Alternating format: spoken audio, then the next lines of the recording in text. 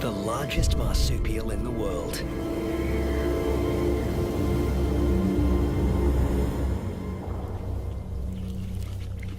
This female is pregnant. Red kangaroo females are almost always pregnant. They've evolved to adapt their reproductive systems to the unpredictable whims of the environment.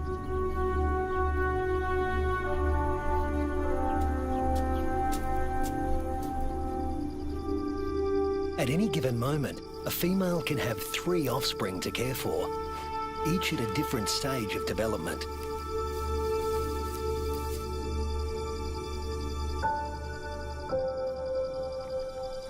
This is number 1, the peanut. After 33 days developing in the womb, the newborn emerges as a blind, hairless, pink creature, roughly the size of a peanut. We call him Rusty. There's virtually no sign of the powerful hind legs we all associate with the kangaroo. He uses his arms to make the grueling trek up the belly to his mother's nipple, guided solely by instinct and smell.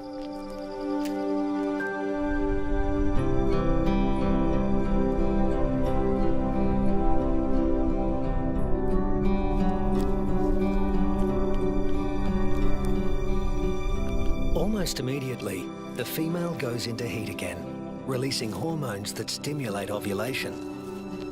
Once fertilized, the mother's endocrine system puts the development of this new embryo on hold. That's number 2. Its progress won't be kick-started again until the peanut reduces his suckling. Number 3 is the joey, who's spending some time suckling from outside the pouch and some out on his own in the big wide world.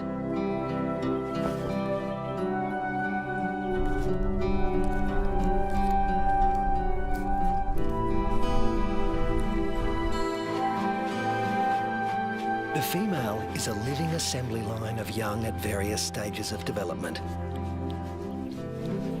But when times are hard, the system has to be ruthless. She will cut off nutrition to the peanut in her pouch, and when it dies, she'll restart the embryo's development to take his place.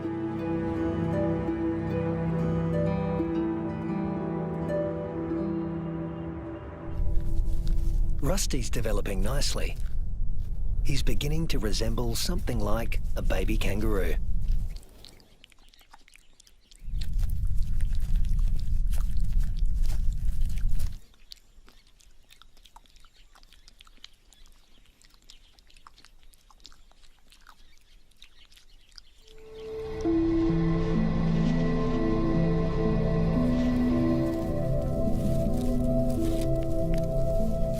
Now 3 months old, he can hear all the sounds of the world he'll soon be inhabiting. It's all so unfamiliar. It's not surprising he'd prefer to stay in the pouch for just a while longer.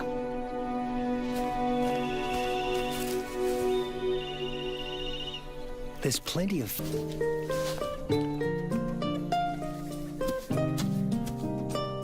But Rusty's not the only one in the neighborhood with a serious set of legs. An emu, the biggest native bird in Australia, announces his arrival.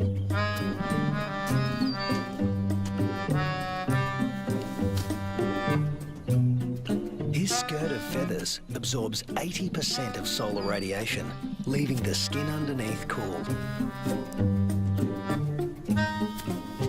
And this dad needs a cool head. In the emu world, dads take on all parental responsibility. The chicks will be under his wing for 18 months. Not exactly the red kangaroo way. Males are pretty much deadbeat dads. They leave as soon as the young are conceived. Rusty also still relies on his mother for food and protection. so he tends to stay close. But apparently he's also got an independent streak. Maybe there's even more fun out there. Soon, he leaves the rest of the mob and is in uncharted territory. Not a good place for a baby kangaroo to be.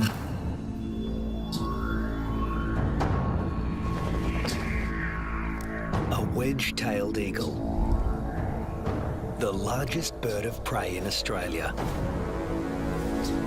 And it likes to take young kangaroos. Mum realises she doesn't know where Rusty is. But the eagle does.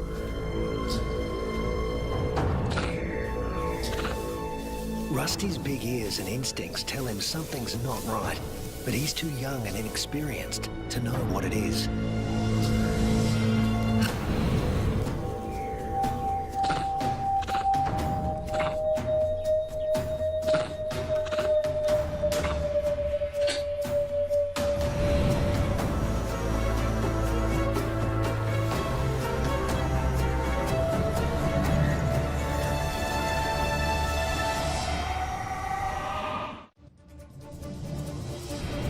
No sooner has Rusty left his mother's side than he's in trouble.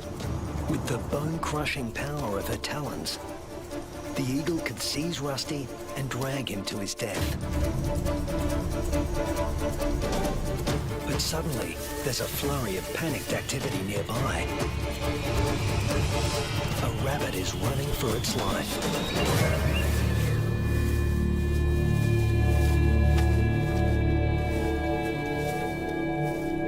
Luckily for Rusty, there was easier prey to be had.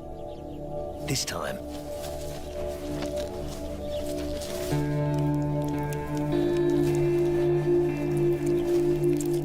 red kangaroos and wedge-tailed eagles share the same territory. And when the eagle has a chick to feed, the hunting never stops. More than 10% of the eagle's diet is kangaroo.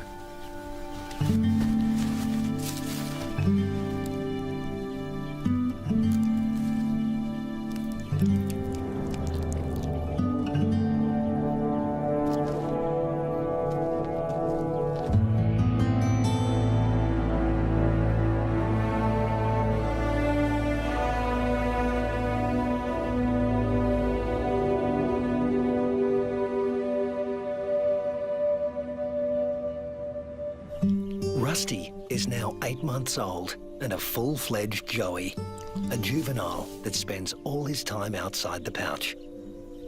In a few months, he won't have Mum's milk to rely on anymore.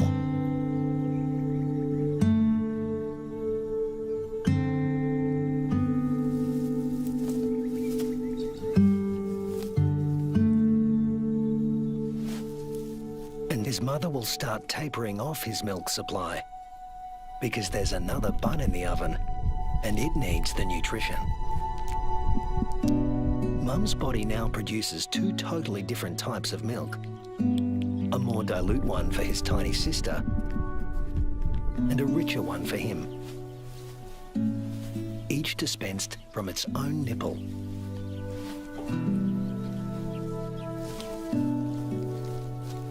But males like Rusty are about 10% larger at weaning than the average female, and are heavy drinkers.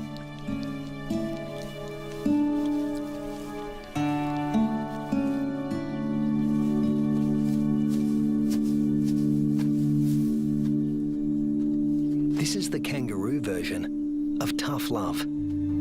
Rusty's mother cuts him off completely. Her milk is needed elsewhere. Rusty is off to explore his wider world.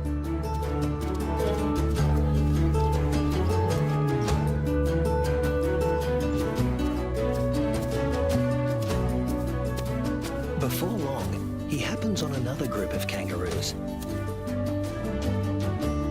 These are grey kangaroos, smaller than reds and more suited to areas where the climate is relatively predictable. They don't conserve water as well as reds and prefer the shade of the wooded areas on the desert's edge. Rusty is apparently a new experience for them as well. It's like a get-together with distant relatives you've heard of but never met. Slightly awkward.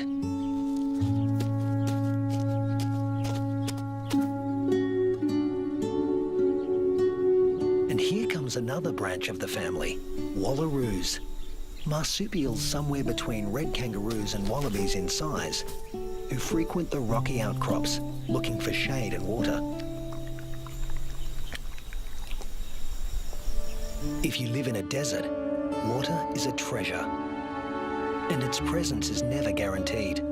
With no true seasons in this part of Australia, the only certainty is unpredictability. A waterhole is a gift from the heavens for many creatures.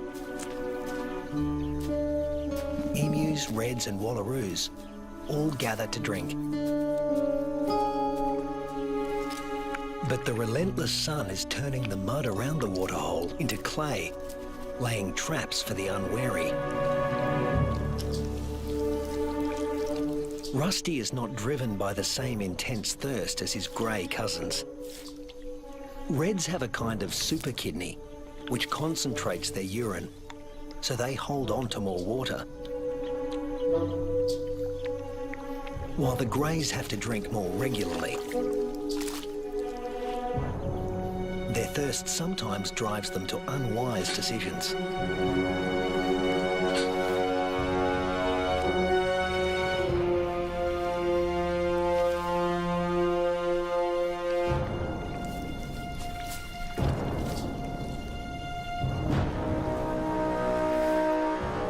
This young grey is in trouble, deep trouble, and he's drawing some unwanted attention.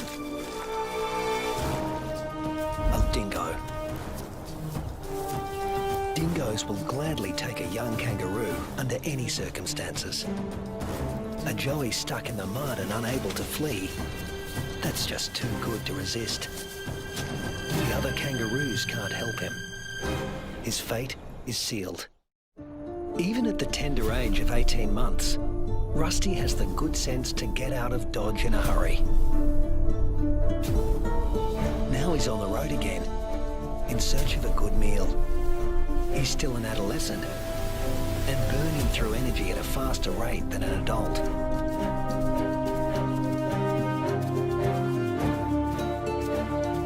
Kangaroo mobs can number in the hundreds, but this one is relatively small.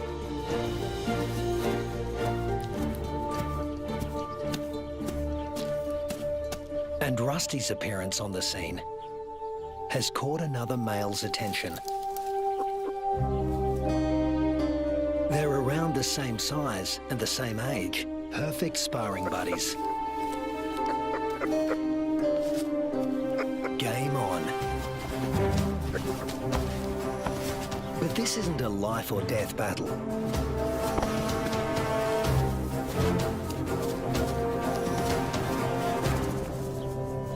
What they learn here will be crucial in later life, when the stakes are higher.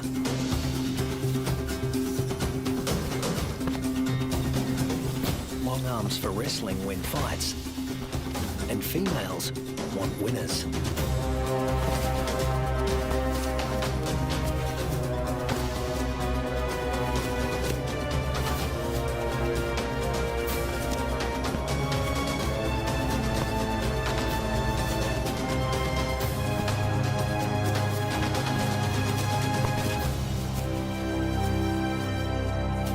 Rusty doesn't come out on top this time, but the boxing experience is invaluable. At this age, the learning curve for a kangaroo is steep and full of surprises. A sudden rustle in the dry grass spooks the gang he's hanging out with.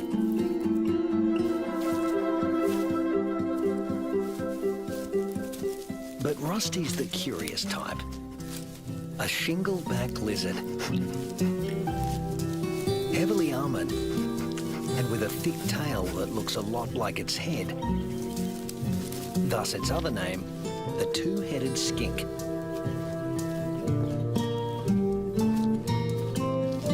Rusty wants to know what he's supposed to do with this. Make friends? Try to box with it? Eat it? The lizard doesn't seem suitable for any of these activities. And Rusty eventually gives up on the relationship.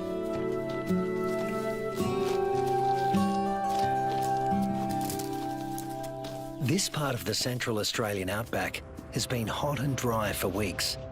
The plants have been picked clean.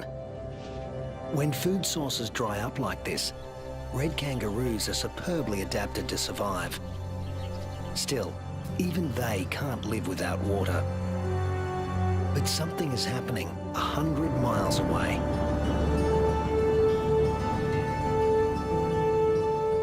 Where the sky has opened up and torrential rains are soaking the parched earth.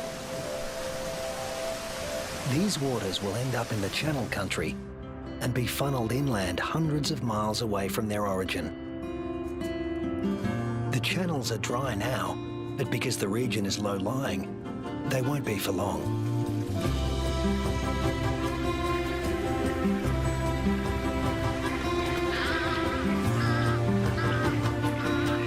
And what was once an arid wasteland begins to revive.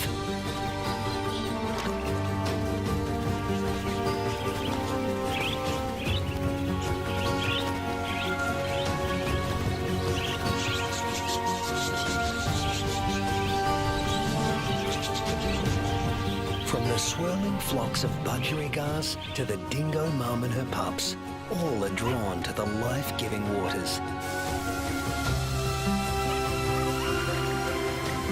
The young eagle flexes its new feathers. And a young kangaroo celebrates in her own playful way.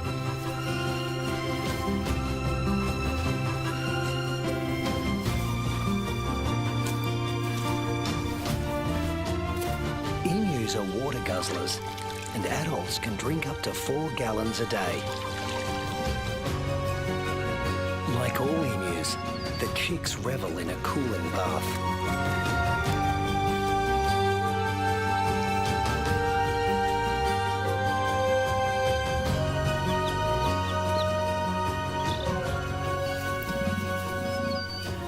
There are some 500,000 emus roaming around the outback, browsing on fruits and seeds.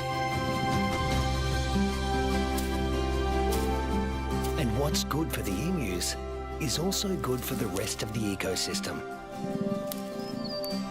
As they move through the bush, they scatter the seeds of the flowers and fruit they've eaten along the way, which will sprout and become new plants.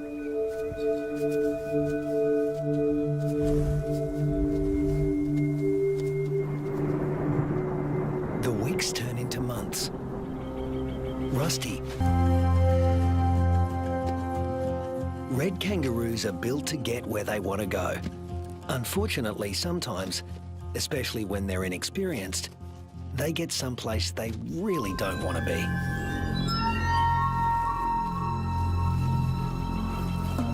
The inland taipan is the most toxic snake on Earth.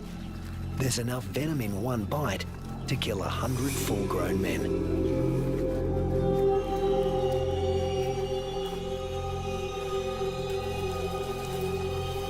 And it specialises in killing mammals. The Australian desert is the kingdom of the reptiles, but kangaroos know too well to leave all snakes alone.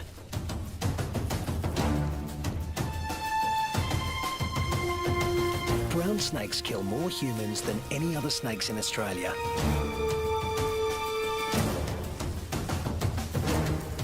But it's not the biggest reptile in the neighbourhood.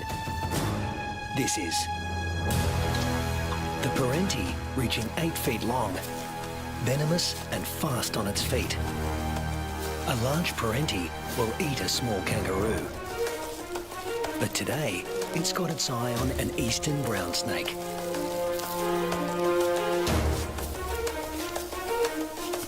The forked tongue of the parenti follows the brown snake's chemical scent trail and leads him to an abandoned burrow.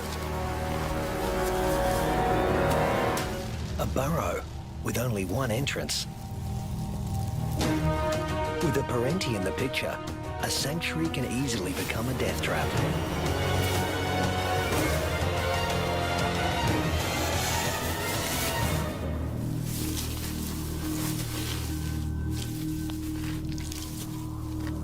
The body of one fearsome reptile disappears into the body of another.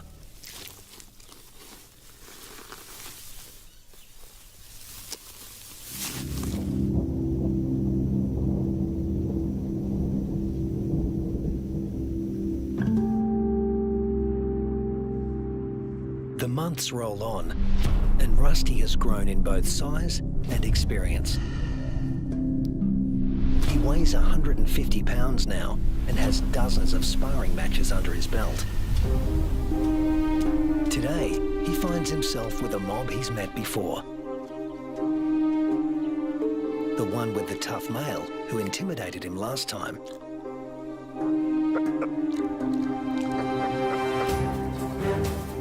But that was 5 years ago, and Rusty's not running away this time. Each tries to attack his rival's head. Each instinctively keeps his own head back out of range.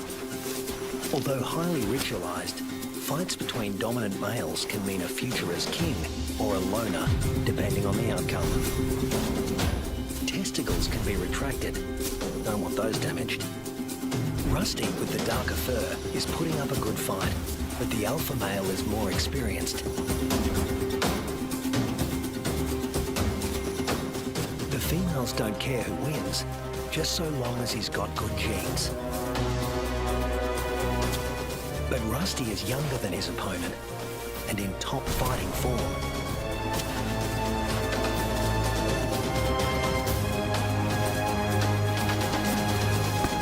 Finally, the king goes down. Now the mob is paying attention.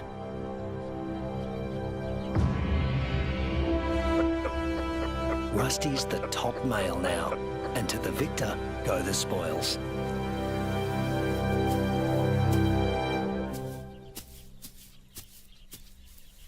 His first choice is this female, though he needs to give her urine the sniff test to make sure she's ovulating.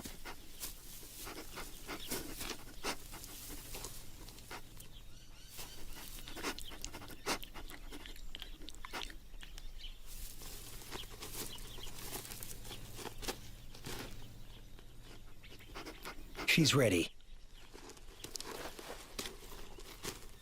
But Rusty has only a brief window of opportunity. She may only be receptive for a matter of hours.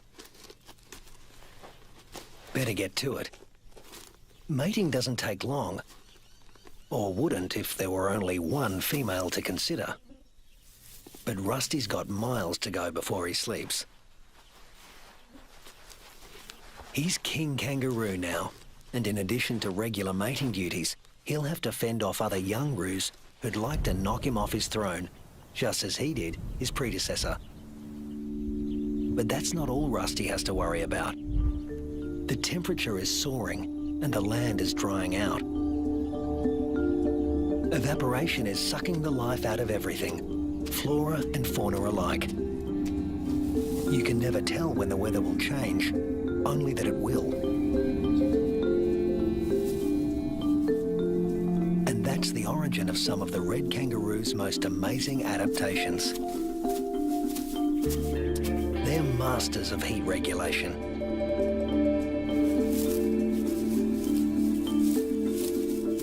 The fur on their backs reflects about 30% of incoming heat and keeps their skin cool, the blue parts of this thermal footage.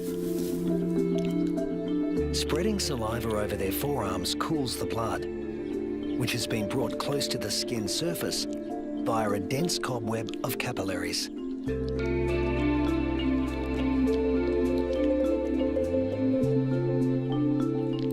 With temperatures simmering above 100 degrees for over a week, a third of the males have already become infertile. If these temperatures were to continue for 3 more months, the number would more than double. Reds defend their sperm by licking their scrotums to keep them cool.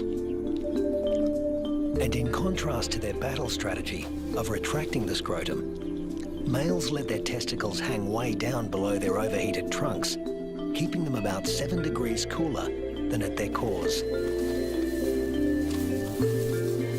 The sand, even a few inches down, is cooler than at the surface. Red kangaroos dig until they reach cooler soil. And then...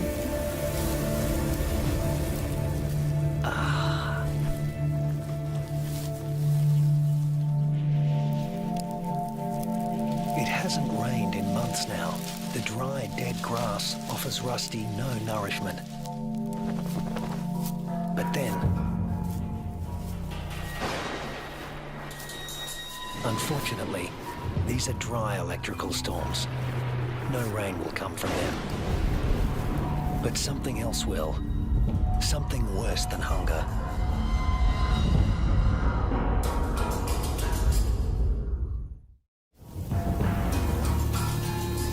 Lightning has ignited the dry grass of the outback.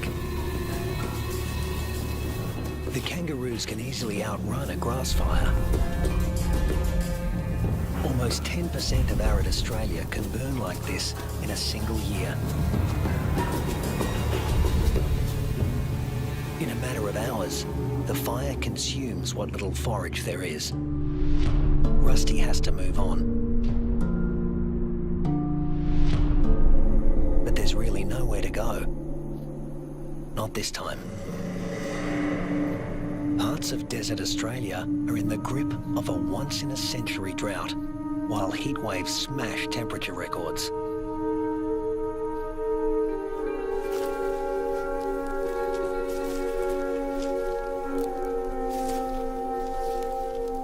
Nothing that lives here has ever experienced anything like it, Rusty included.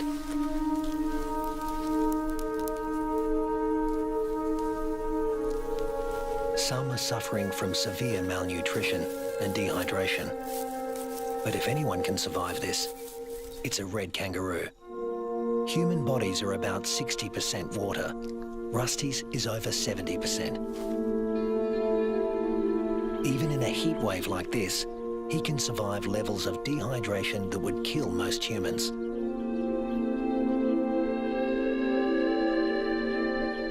Reds only sweat when they're on the move. At rest, they pant, which uses less water than sweating.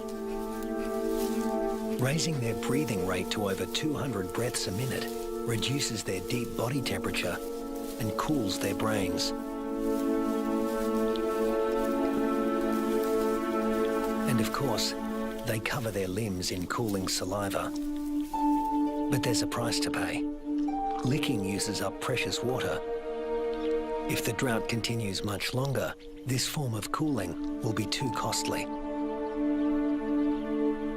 The kangaroos stay under whatever shade they can find. When times get this tough, females switch off their milk supply. Maternal instinct is strong, self-preservation is stronger. Unweaned offspring outside the pouch are the first to die, and the young in the pouches are next. As it dies, the female reactivates her waiting embryo. But if the drought persists, it too will die, and she will stop reproducing altogether.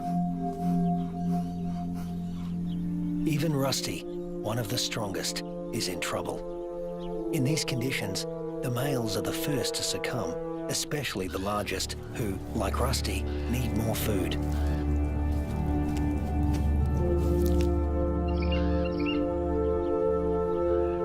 The demise of the red kangaroos is the wedge-tailed eagle's bounty.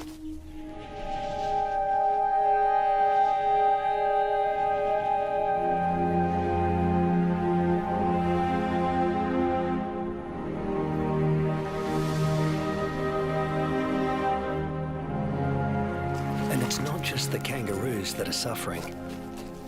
The drought is taking its toll everywhere. animals turn on each other to protect a tiny piece of rancid meat.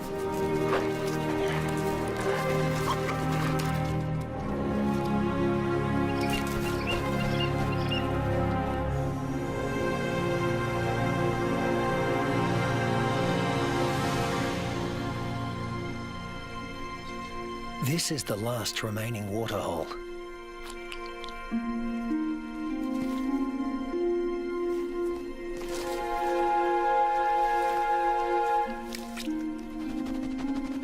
It's stagnant and salty.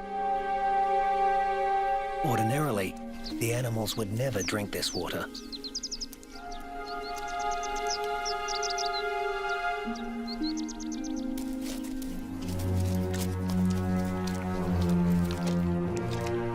But desperation drives them. The drought makes for uneasy bedfellows.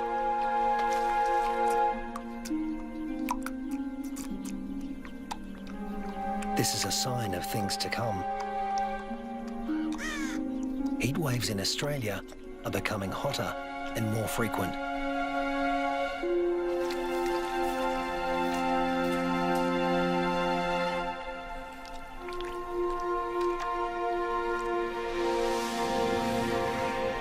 The intense dry heat continues and the casualties mount. Among them are many of Rusty's offspring. In some parts of these desolate lands, drought can kill 8 out of every 10 kangaroos.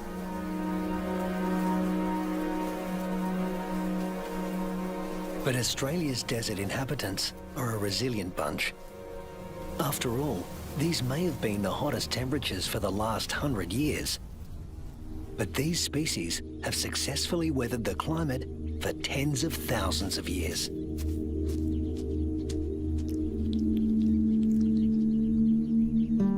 And Rusty is still here, conserving his energy and biding his time. A change is going to come. It always has. After 12 months of merciless drought, the landscape is dotted with the remains of those that couldn't hang on any longer. But in the Australian outback, all bad things come to an end. Eventually. Thunderclouds are gathering in the distance. Rusty seems to sense a change in the weather. Somewhere there is rain, and where there is water, there will also soon be food. He just has to get there.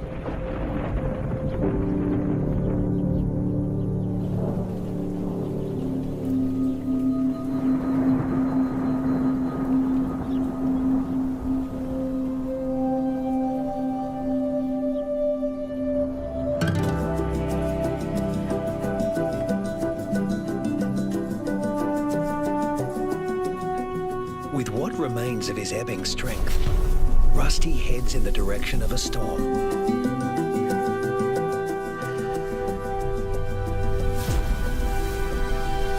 As do the other red kangaroos that have made it this far.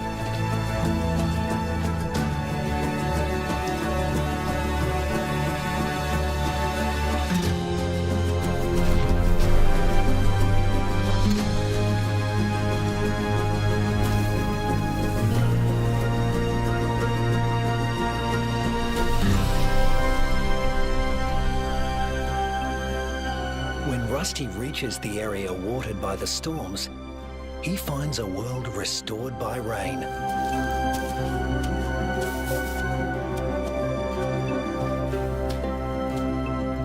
Plenty to eat, plenty to drink. You can almost see the relief and joy in their hopping.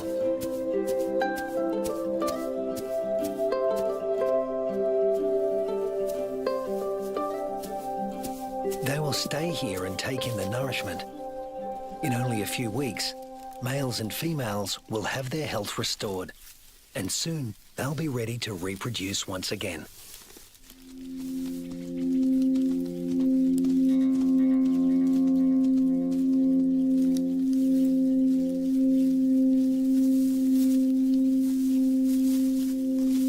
But before that can happen, they have to make it through this. A pack of hungry dingoes.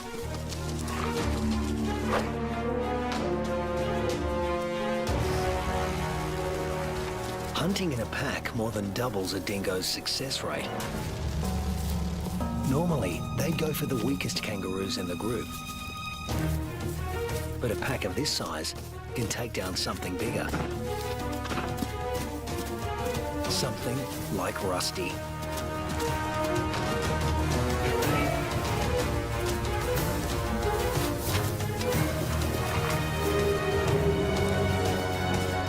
Luckily, his strength is completely restored, and he can travel at full tilt. Rusty doesn't accelerate by bounding faster, but by bounding further. He lengthens his leaps, at times covering 25 feet in a single bound. Once he gets past 10 miles an hour, Rusty rockets along with little extra effort, while the dingo's forelegs need to move ever faster. Now hitting 25 miles an hour, Rusty's only using about half of the energy the dogs are putting in. They have no chance of catching him.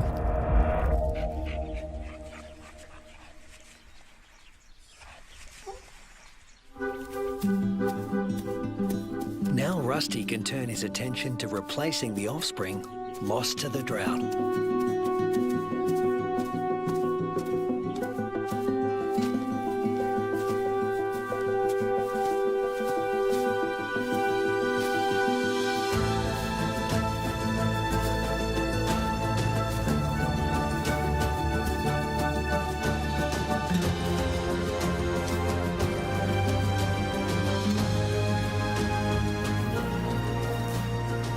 At 200 pounds, powerful, and in the prime of life, there's no question that he's the dominant male of this gang.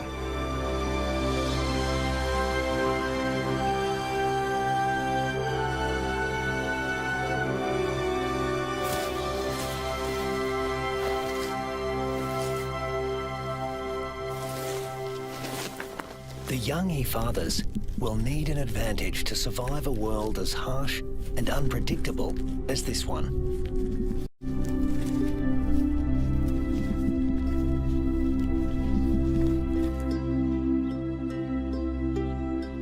What greater advantage could there be than to begin life as the progeny of the undisputed king of the red kangaroo mob?